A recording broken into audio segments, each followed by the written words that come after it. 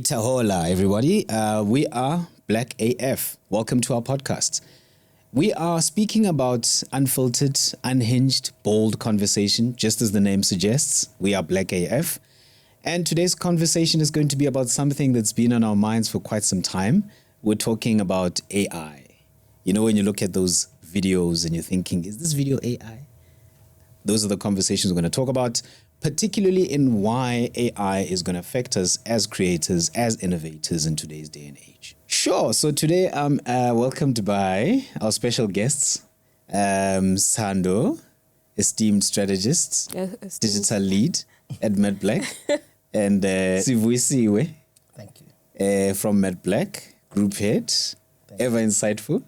Thank you very much. The man with the questions. It's nice being here. It's nice being here. But thanks for having us, my brother. Looking forward to the chat. No, welcome, guys. Look, I mean, we're having a discussion about one of my favorite topics, you know, AI, artificial intelligence. We know. It's something that we hate, but I love. But we want to just talk about what does it mean for what we do as creators, right? As African innovators. You know, where do we see this going? Particularly in an industry that's trying to embrace it, but some people are not even trying to go there, you know? So I just want us to open the floor. I mean, what are your thoughts around it? Thanks, Tichi. Thanks for having us. Interesting conversation, as always. We know you're a fan of AI. I'm indifferent for now, but I think the advent of AI has done an interesting thing for creatives, right? It has brought us to a place where we have to interrogate what creativity means, right? So when we have questions about what authentic creativity is, it means even our definitions of creativity then are hinged on certain things. So we feel it needs to be original that we can't run away from. But also the conversation is introducing the sense that we feel that you need to toil for creativity. And I think people who don't like it, that's their fundamental problem. Because if you can prompt a video, it rocks up in 5 seconds. You haven't toiled for it. But does that matter? You know, those are some of the questions that come to my mind. So I say I'm indifferent with opinions. I don't know how you feel. That's a very good description, indifferent with opinions as well. Because I feel like I would also fall under that, but maybe very much stronger opinions, right? Because I'm very much, again, as a strategist, you question everything. So I'm very much a person who likes to question, right? Question everything, especially at a time where in our industry there is a big push to use more of AI, right? A lot of us are being told, AI is not bad, we can use it, but you also have to look at it in the grand scheme of things. For example, if marketing budgets we know are being cut, very large across our industry, and we're being pushed to use AI, right? Is it a cost-cutting mechanic where we say, okay, resources spend less time on it so we can save money here? Or is it a thing that truly will help resources, etc.? So for me, it just leaves me with a lot of questions. I like to question everything. So that's why I would say I'm indifferent with opinions. I agree with you on that. I like that way of describing it. Indifferent with opinions. Yeah. It's a good way to say it. Sounds like a phrase we should put on a t-shirt. Hashtag indifferent with opinions. No, I like that, guys. I like that. I mean, really, I also want to get back to some of our experiences with AI. You know, remember, Sthando, we went to a festival of creativity, where AI was the thing, or not. So we got to just kind of impact where we see it going, especially in those spaces. I just want to know from you guys, what is the most uncomfortable thing? See, we spoke about prompts. What is the most uncomfortable prompt or thing that came out of the prompt that you thought, okay, this is a good prompt, I'll probably get a great result, but AI said something else? So one of the biggest challenges of in my observations of early stage large language models is they're overzealous. And that's one thing that makes me uncomfortable. So you can prompt something into AI and say, I want you to give me descriptions of why pigs can fly. I'm just making a stupid example. And it'll say, of course, and go ahead and give you something that is not considered. Or you can engineer it to give you the wrong answers. So that is what, when it comes to AI, that creates a discomfort with me. It's too overzealous, and I don't think it has the human magic of self-doubt. Self-doubt helps creativity, I think. Because you don't serve people first draft thoughts, all right? And that's what crafting is. It's constantly feeding into that self-doubt. So what if this is not good enough? How can I make it better? How can I make it better? AI always thinks it's right. And so its Unless you tell ideas... it it's not. Unless you're telling it it's not, and then it still says, well, of course. You're right. The next iteration. Yeah. So the lack of the human self-doubt for me is what makes me feel uncomfortable. It's what makes me feel uncomfortable about it, and it's what makes a lot of AI ideas still flat. So but I guess the conversation then for me becomes, how do we use the tool? Rather than is the tool the problem? Okay, cool. Sthando? Interesting. You look at me to say, how do we use the tool? I don't know if I've had an uncomfortable prompt. I don't think I've had that, because for me, it's not really in the prompting, but like more of a future focus, right? And this probably it's a very deep steer away. It just came to mind. But I think, for me, I look at the future of AI, right? Because there's a study that was done. You actually prompted this when you talked about large language models. So in the advent of certain technologies, right, you have things that change even within your human body, etc. So there was a study done with London taxi drivers, right, versus the taxi drivers versus when people started using GPS, and how it literally changed like things in the brain. So I think my discomfort and opinions lie more on there, like the future focus, right, on different avenues, right, and how does it impact us going forward with our creativity? Like, do we rely more on it? It's like when we like refuse to mine anything, that's my discomfort more than a singular prompt, I think. Yeah, and I know it's very off base, but that's what it triggers within me. So I don't know if there's a single prompt, but it's rather like the questions around it, rather. I mean, it kind of makes you think, it's okay, when you put in certain prompts, or, like we had one of those brand activations at that festival, some people were very uncomfortable with how AI depicted themselves. I was one of those people. And I was going for that, right? So the whole thing was that, how is AI representing us? Is it got a bias based on, the European aesthetic or the European base model of a human being? Is it still the conversation about, is AI misrepresenting us as Africans and what we look like? I mean, I guess it's only as strong as what you feed it, right? And so if us as Africans are not getting involved in the space of developing and evolving these technologies, then they will never represent us. But in and of themselves, they can become a solution of that, because they can democratize access, right? So then you've got this dilemma where we feel underrepresented when the actual tool itself can give us access to become represented.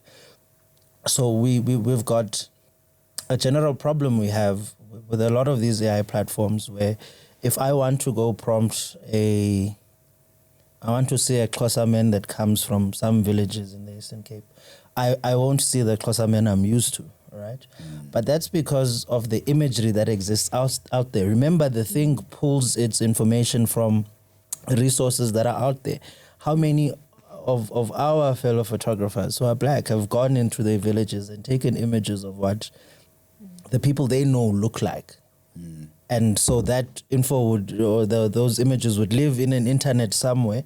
And this is the information then the AI would use to aggregate what it serves you looking like. When it has a lack of or sources of where to get the information, where should it? So then another interesting question then for me, team, and I'll throw it to you guys, is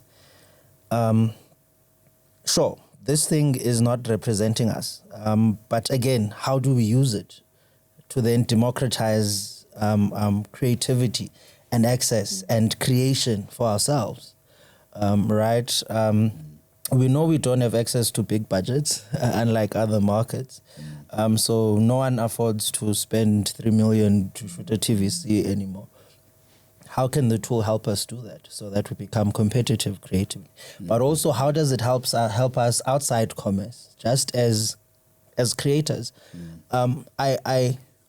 I've had the privilege of growing up with Amakrotman that come from the Tsotsifan Kofifi Sophia Town times, right? When black creativity was exploding. You'd see it in the walls, you'd see it in the streets, you'd see it everywhere. And it sort of died down. What does the advent of AI, how does it help us to sort of re-explode our creativity, because the cost of doing it is what I feel deterred us? I don't know. Maybe that should be a question for you. Well, it is. I mean, it's getting me thinking, because as Sivu was explaining, I'm thinking, okay, well, there's the cost-cutting element to it. You know, budgets are being cut all over the place. But then is AI not the opportunity in that instance? I mean, we've seen it being used in ads, right? So, I mean, that's kind of like the question I'm asking myself. Is that not the opportunity that, because we've got these cuts, then the opportunity is AI? And what sort of opportunities does that present for us? You know? Access. There's an interesting conversation. I don't know if you guys saw it. It was trending on Twitter. I've forgotten this young man's name, but he created a song using AI Gen. It's trending. It's doing very well on the streaming sites. And a lot of artists or DJs are unhappy about it, because they're saying, but it's a cheat code. You didn't have to sit in studio the whole night and you prompted this thing. It's a cheat code. But and would you have been able to create a song like that, even with the same access to the tool? So then the question is, talent more important now or less important, or is this an avenue for people to express their talent? Because I don't think I would create a song that would trend with AI, even with access to the tool, right? Yeah. So it just became an avenue for talent to express itself rather than a replacement of the talent, I think. So I agree with you. AI is the opportunity for creators out there. No, that's an interesting one. And I think we start getting into the conversations of, with so much of it being used in the creative spaces, I mean, musicians are worried about these AI songs. AI amapiano, for what? You know? So we end up thinking to ourselves, is AI the idea or is it the tool? It's the tool, I think. It probably is the tool. Yeah. And that's actually a very interesting conversation to dive into. You talk about that AI music and stuff, because I'm very much a proponent of, as a strategist, right? And I look at the full even like campaigns, digital campaigns, right? I look at like the full scale of a campaign, right? Not just once the work is ours, but part of my job is also to look at, okay, once it's out there, what is the reception? And AI is the tool, AI is the opportunity, but again, like what are people also saying about it, right? The target audience for everything, right? If we're using the AI thing, like it was a very heated and controversial conversation, right? Because some people were like, not just the musicians though as well. Other people were like, I'm not gonna listen to this because it's taking away from actual musicians who have worked, which goes back to what you're saying about the crafting, like the this toil, whole thing of toiling to create art, right? As well. So I guess it is the tool, but also, is it really like contributing anything new to this art form, right, as well? Because it's just drawing from other resources. So is it contributing something? Is it just taking from other resources and giving us something a bit repackaged as well? So it's a very multi-layered conversation. Can I ask you a follow-up question on that? And that's a very interesting conversation. As creatives, is our job to serve people what they want, or is our job to teach them, to make them uncomfortable, to make them feel something? So maybe I would be more worried for AI if people were not moved by it. What makes me less worried is sparking conversation. It is. You're right. Because isn't that the job of art? Is the question I'm asking. No, I get art is very much meant to be talked about. It's very much meant to be unpacked. Yeah, the art itself. But if we're saying that the AI is the tool to create the art, is it still part of so that now the question is the process of creation rather than the creation. Than the actual creation. So there's many things we can say. Exactly. And I mean, we come from spaces about, we come from the businesses of ideas. I guess that's why I posed the question. We need to, find ourselves constantly asking ourselves, is it the tool or is it the idea? Because then we will stop being worried about, is it going to take over our jobs? We've come from a long line of creative elites, no matter what sphere you're in, the classic musician, the classic art director, the classic copywriter. Are those elite titles disappearing because of AI? I have not seen a really good creative being worried about AI. And there's a reason for that. That was a good answer. So AI will replace you if you are not a great creative. It will replace you because it's very good at doing the rollout work. But conceptually, I don't think so. Look, there's a couple of things I want to say to that, and I'll try to be quick. I'm a yapper, you guys know. I'll try to be quick. Yeah. There's been advertising has been dying for a long time. There's been different phases where we've gone into a frantic state where advertising is dying. No one cares about us anymore. Yeah. You still find some classic creatives saying the fact that marketing departments are now led by accountants and commerce people, it shows creativity is no longer appreciated, but advertising is still here. And the marketing and comms space we're in is still amongst the fastest growing industries in this country, interestingly enough. So I don't think people who are specialists in their craft and who take creativity seriously will be replaced by AI. I think people that decide to not learn AI will either fall into a niche of purists, right? Yeah. Which, I mean, there could still be value there, or they'll become redundant then because you are going to want to craft a key visual for me for 8 hours when someone else can do it in 2. So then it becomes a commerce conversation.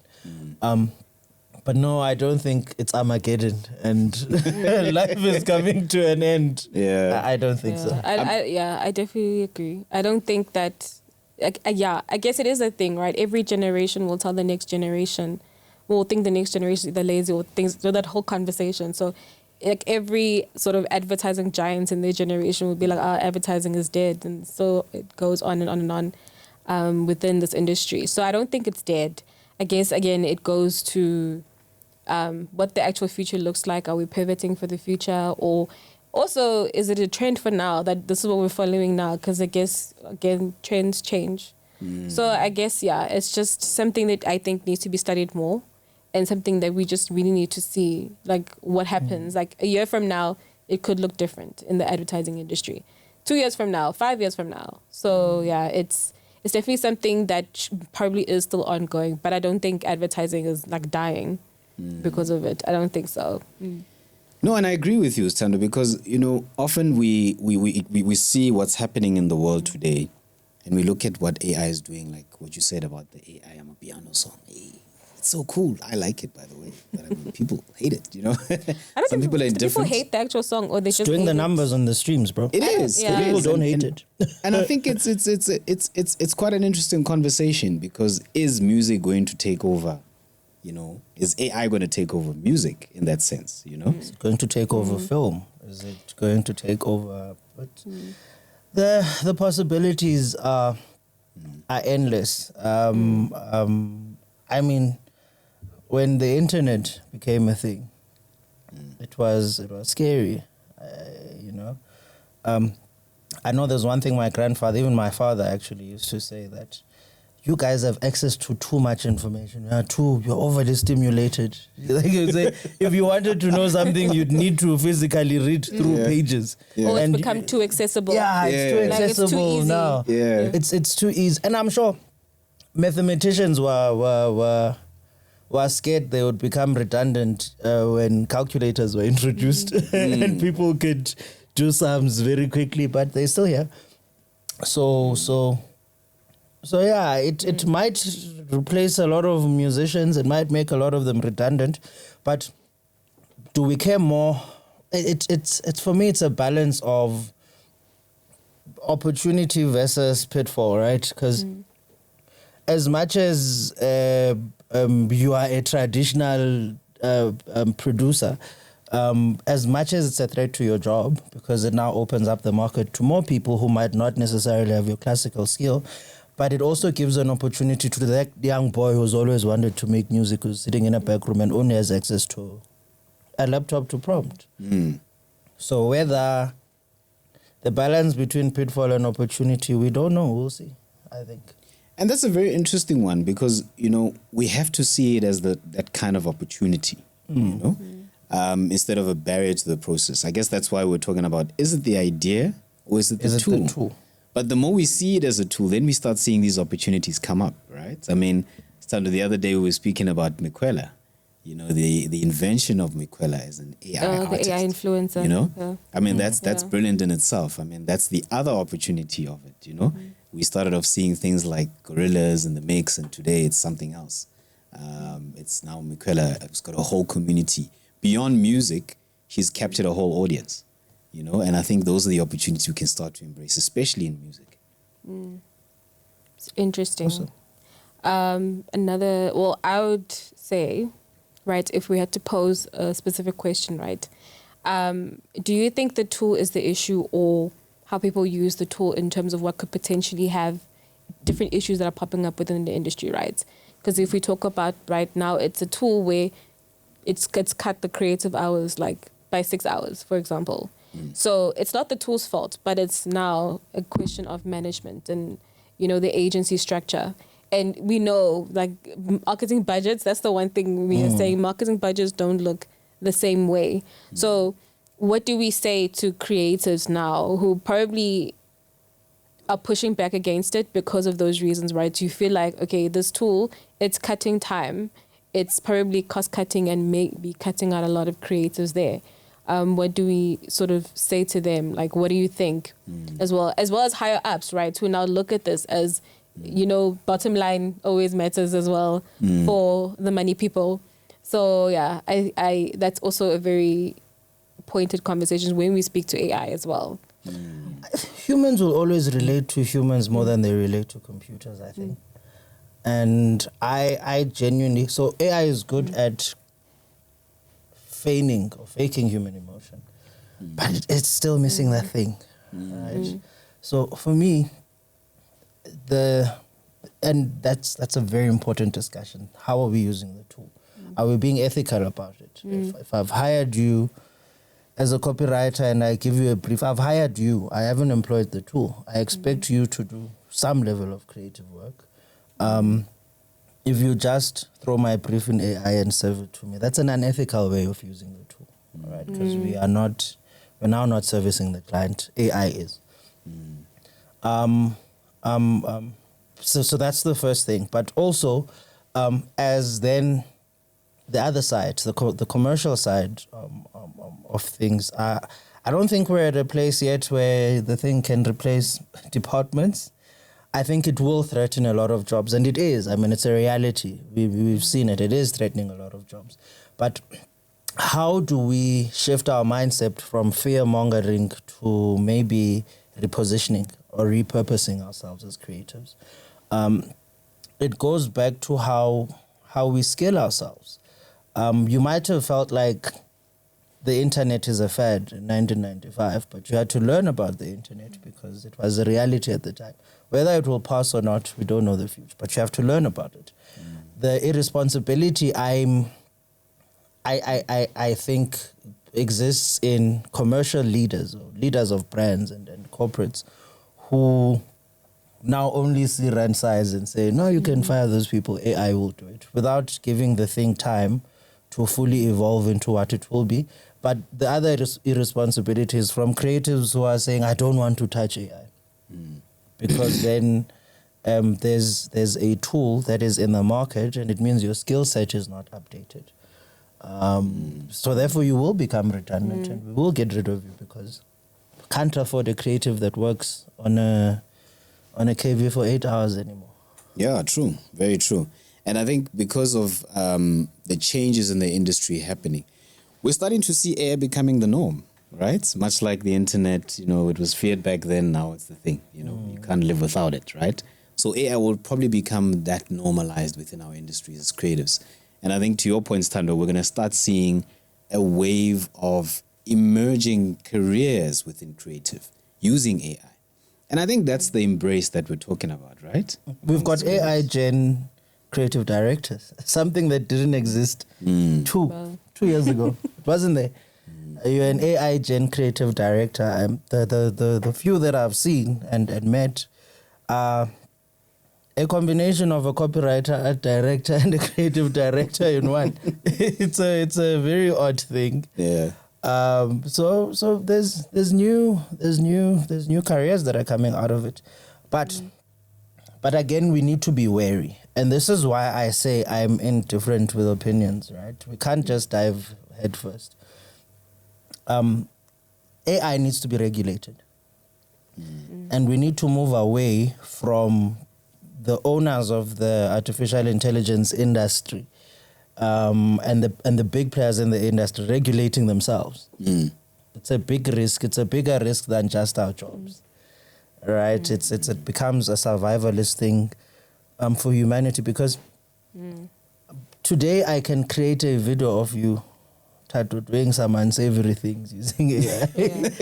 And how do you regulate that? How do you regulate that, Yeah. So there's a lot of, it needs to be regulated. So the free-falling type of, we love this thing, let's dive right in, also needs to be cautioned against. Yes. And that's a very big conversation because especially recently, it has been a conversation on social media where, some people were creating some very unsavory images of people just using a photo of them. So it's a very important thing to look at as well into how we regulate this, right? So that, yes, it provides access and people can do this, but it can provide access to the wrong people, not to do what it was intended for. So it's also a very, very big conversation. That was a very interesting conversation. We were kind of like in the heat of it, speaking about the pitfalls of AI and where we see kind of the dangers happening with AI. And there's something I wanted to touch on that. I mean, if you remember, there's a fine balance between that, right? Because in another sense, you could say those dangers like deepfake videos that are doing the round, there are use cases where it's been done really well. There was a political campaign in the US where they used deepfake videos to make the point of people being wary about things not to vote for, during that campaign. I thought it was quite brilliant they were using like actors, but it was quite brilliantly done. And I don't think the actors themselves had any objection after that because it was just so seamless, So, but on the other end, we're also seeing the dangers of us having access to these tools, right? I'm creating, you're creating, Sivu's creating. We're all creating these things with AI and we end up becoming these self-appointed creative directors, So intention matters. Yes, because otherwise we get stuck in this sea of sameness, I mean, these are the words that we hear a lot in creative reviews that, oh no, we're trying to be another so-and-so brand, So this is kind of like the discussion point that we want to do. If we all have these tools, then where is the creativity? Is there any room for it anymore?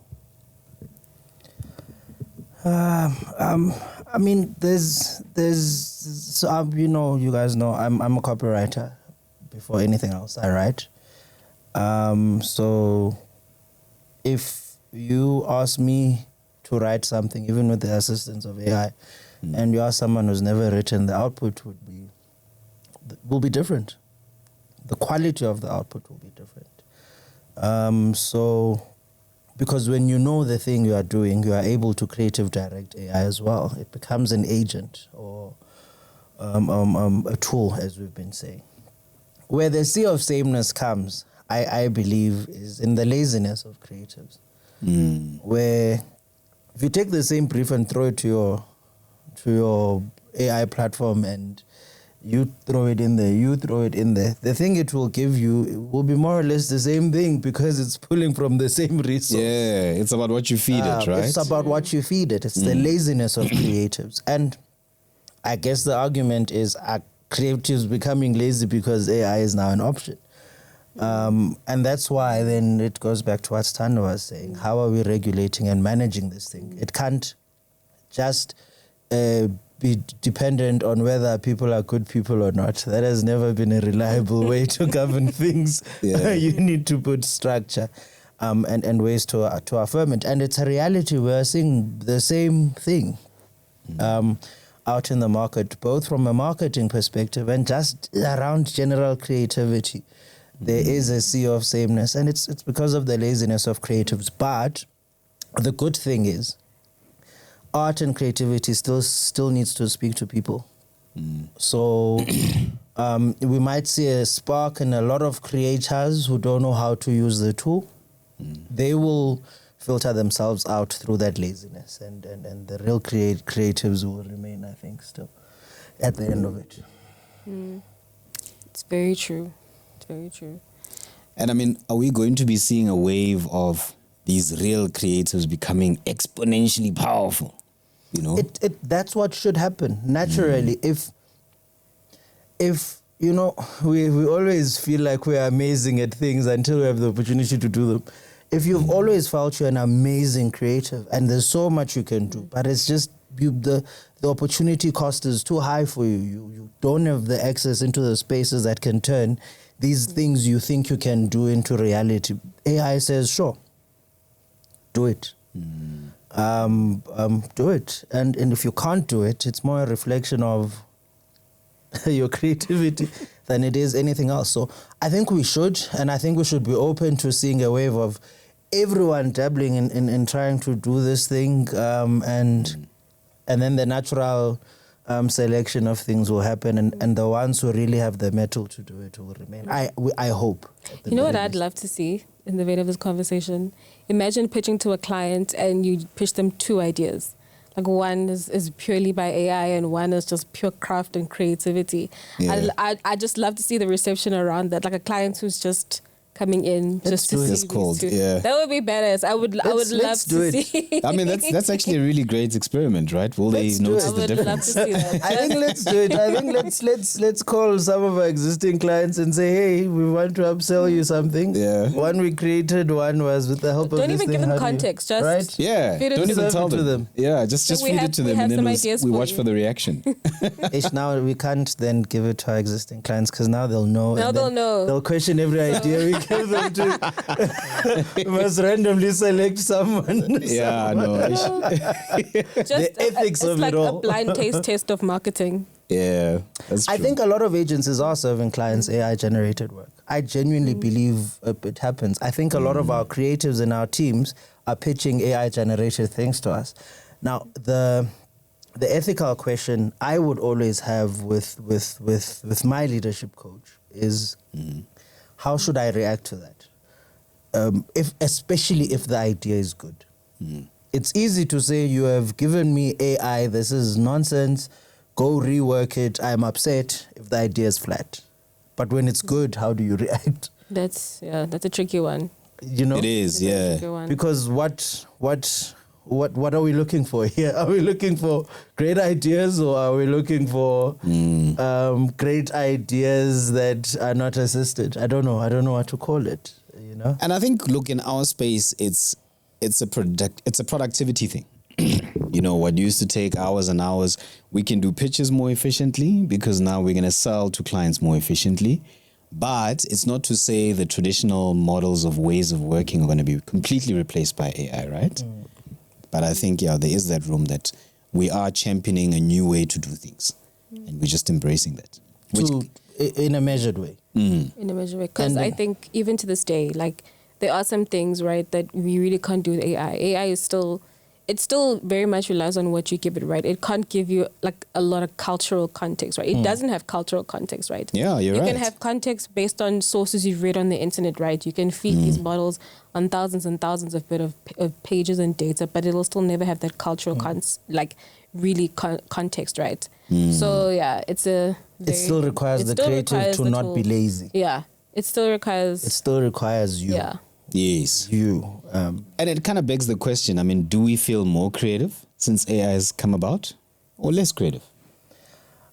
Studies show, and how do you know people, if there's an actual study when we start sentences like this, but I promise there was a study I read. They show that once you started to get into the habit of using AI, so I think the test was, and I need to find this and I'll share it with you guys, they take someone who's an expert in their field, right? And they introduce AI tools to them. Yeah. And they use AI tools for a particular time, and then they remove the AI tools from them.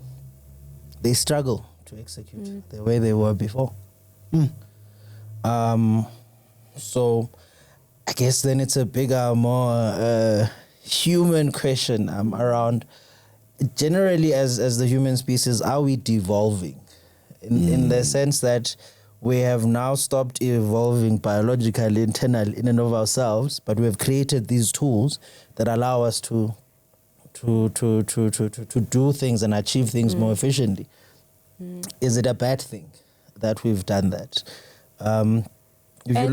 And also, like, are we taking away our innate ability right? to also rely on our natural creativity as well? Yes, because, I mean, dolphins developed what's that technology they use, the echo thing they use to navigate. It built into their system because there was a need, and so their biology evolved to meet the need.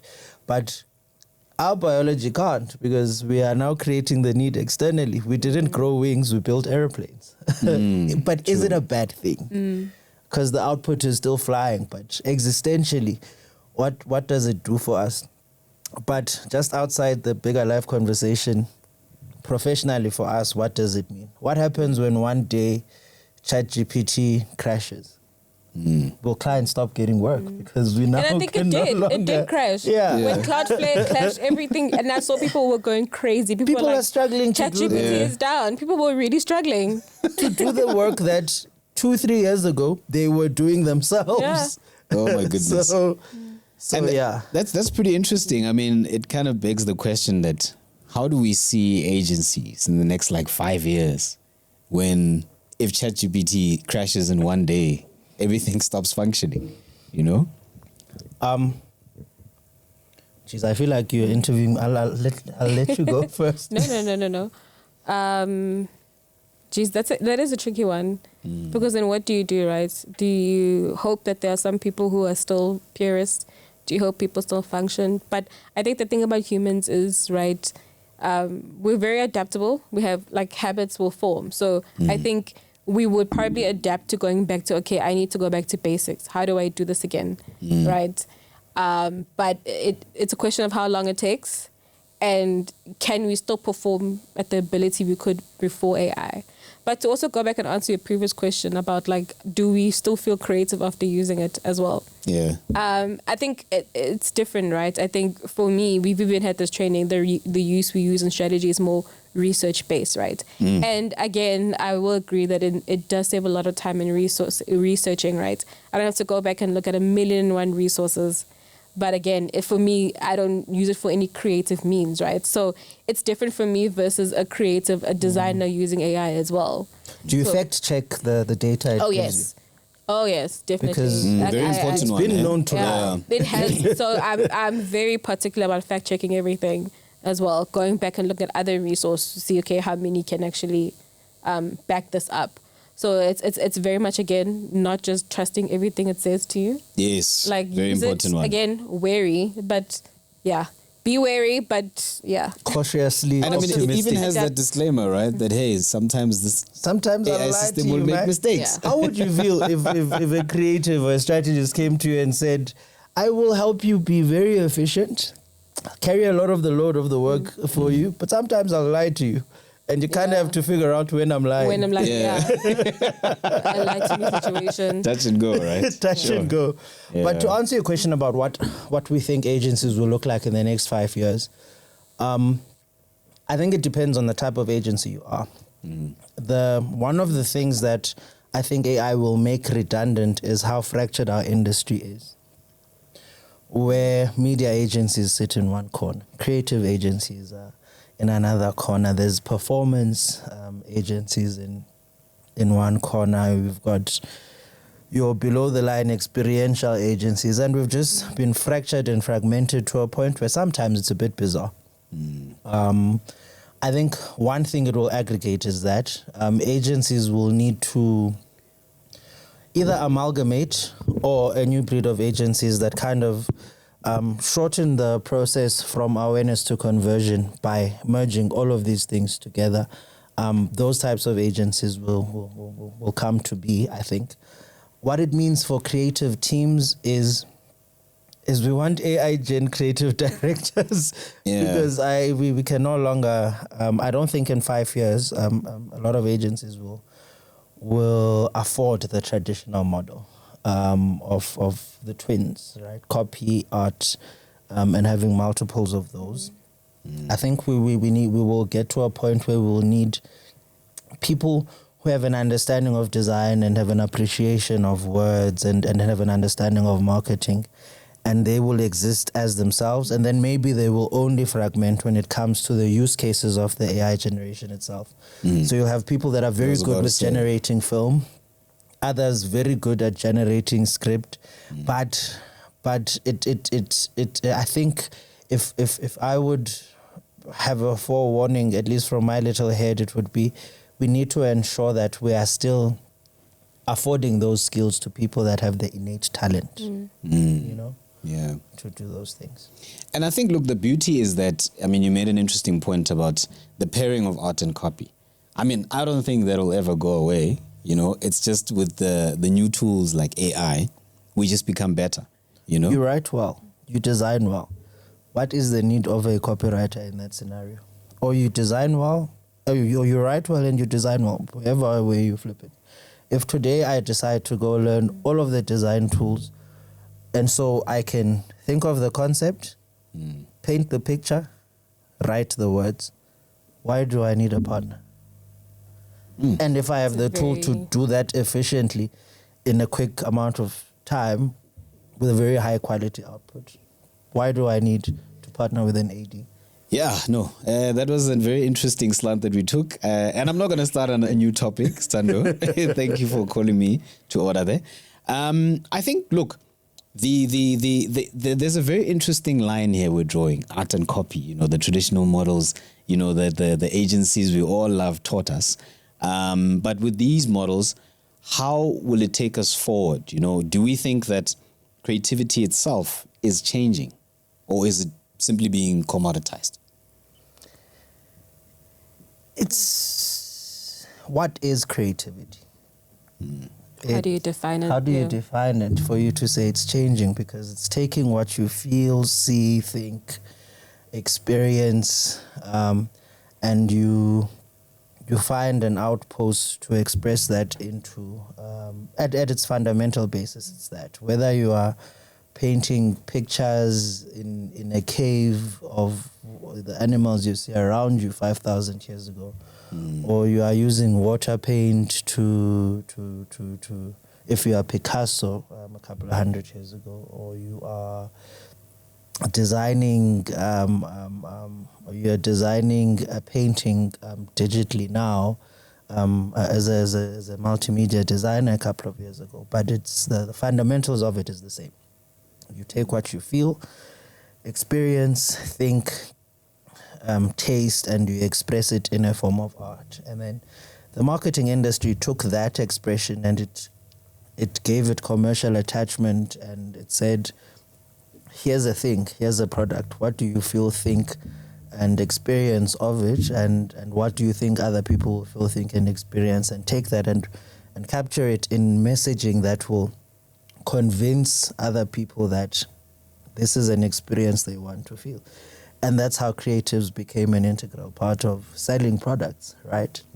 It's convincing other people to feel, think, and experience the things that product owners want them to. So that fundamentally is still the same.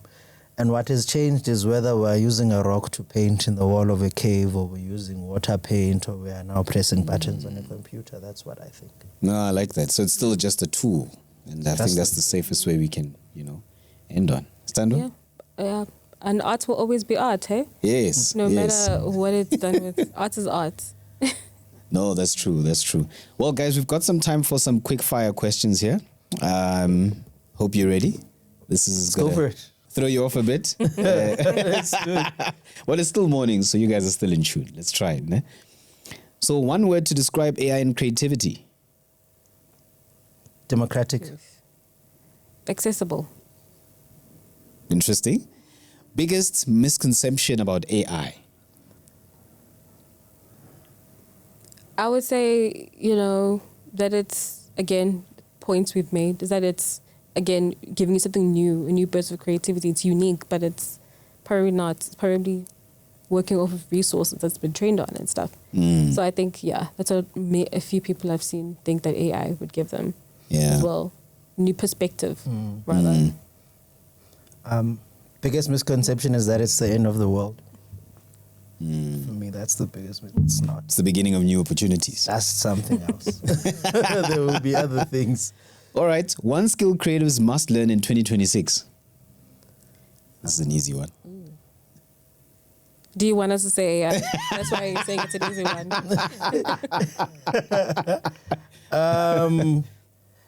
A big one for me is experience the world, man.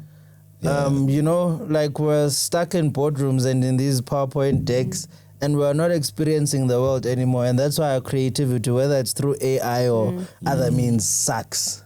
We're not out there living and experiencing people, because that's the biggest source of creativity, experience. That's very true. I think that's a good one as well. Like, and experiencing new things, right? Go out, live, and experience not just your usual, but new things, new areas of expertise. Go outside of your comfort zone as well. Because I think that's where true creativity comes from, right? When you challenge yourself as well. So that's what I would add on to yours as well. Nice. I like that. And one thing creatives should stop fearing?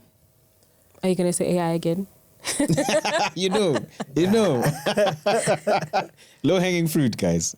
No is the one and thing. Failure. Yeah, failure and no. Yeah. It's the one thing we should stop fearing, eh? I guess there's room to fail harder. Yeah, let's fail harder. Let's get clients tell us your head is in the clouds, you are nuts. Let's do that. Yeah. Because maybe from there, better ideas will come. Yeah. Because now we're just playing it too safe, and that's why we're all doing the same thing. And then last but not least, one thing creatives should start doing immediately. Like right now. Create. Yeah. Not for decks, not for briefs. Just train your mind to create as often as you can, whenever you can. Anything you can create, just create. I think that's a beautiful one as well, yeah. Like, go out and do what you say you want to do. Don't wait for somebody to tell you to do it, but just do it. And I like that.